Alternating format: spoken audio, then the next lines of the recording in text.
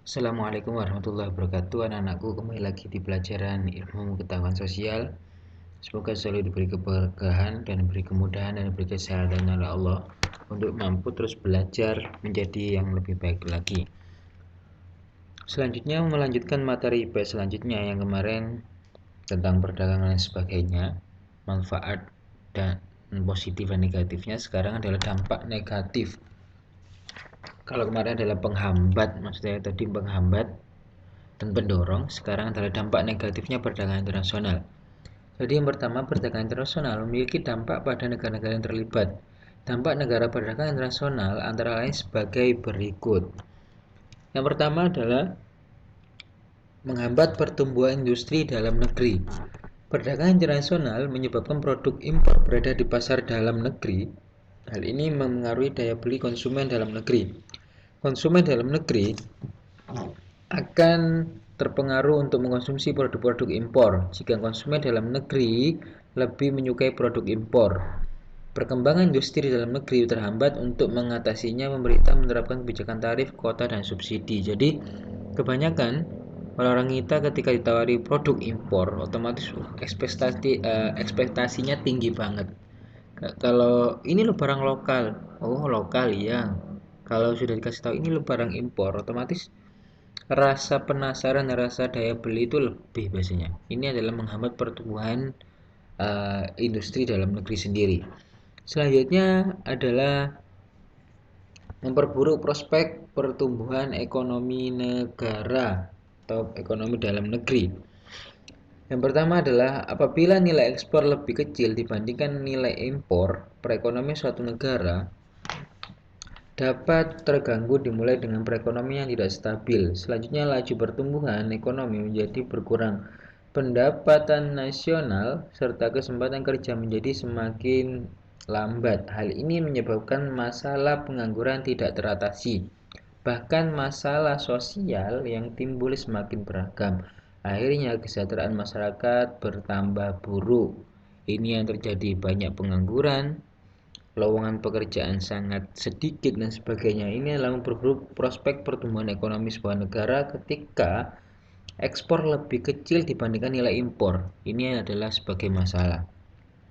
Selanjutnya adalah munculnya sifat konsumerisme. Perdagangan internasional menyebabkan produk impor mudah ditemui di pasar dalam negeri. Akibatnya muncul kecenderungan sifat konsumerisme di masyarakat. Hal ini ditambah dengan anggapan bahwa kualitas produk impor lebih tinggi dari produk lokal. Anggapan ini tidak sepenuhnya salah. Oleh karena itu, industri dalam negeri harus meningkatkan kualitas produk lokal yang berdaya saing atau yang saing sangat tinggi. Jadi sekarang kalau kita ketahui, kebanyakan sudah mampu bersaing, contoh di bidang sepatu, peralatan gunung, dan lain sebagainya. Tapi untuk masalah teknologi, terus transportasi, ini masih kurang yang namanya bersaing. Mungkin kalau di bidang fashion dan sebagainya masih mampu untuk bersaing, tidak kalah saing lah untuk produk sepatu, baju dan sebagainya.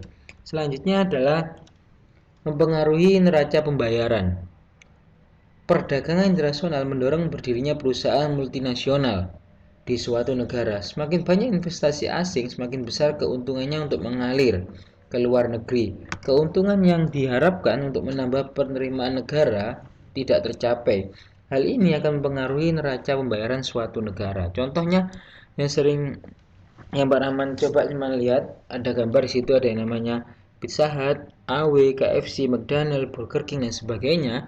Ini adalah perusahaan multinasional di suatu negara. Jadi pendapatan mereka ya kembali kepada negara mereka, orang-orang yang di negara mereka.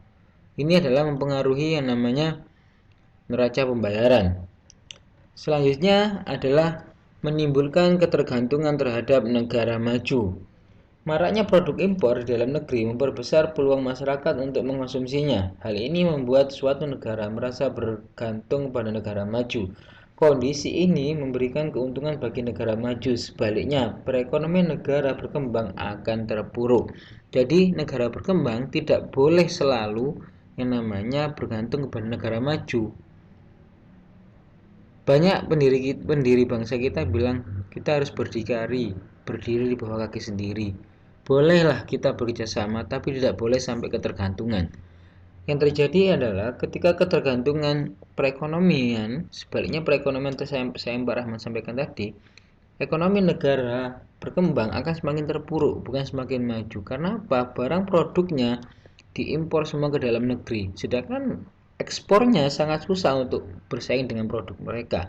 Makanya tidak boleh ketergantungan yang berlebih, karena hal-hal yang kecanduan itu kurang baik di situ. Mungkin itu saja anak-anak, ketika ada yang ditanyakan bisa ditanyakan di grup yang sudah tersedia. Semoga diberi kemudahan oleh Allah, diberi kesehatan selalu. Sekian dari Pak Rahman, wallahul muwaffiq ila thoriq. Wassalamualaikum warahmatullahi wabarakatuh.